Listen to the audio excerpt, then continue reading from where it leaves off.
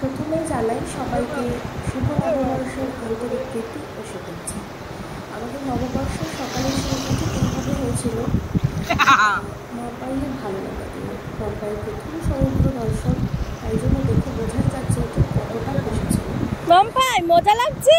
নববর্ষের আগের দিন আমরা পৌঁছেছিলাম সমুদ্রে, তখন থেকেই মাপাইয়ের এই ভিডিওর মধ্যে ছোটোখাটো ভালো লাগা আমরা তুলে ধরার চেষ্টা করেছি। দেখো, তোমাদের ভালো লাগবে আশা করছি। ভালো লাগলে একটা লাইক কমেন্ট করে দিও, ছোট্ট করে একটু শেয়ারও করে দিতে। Thank you.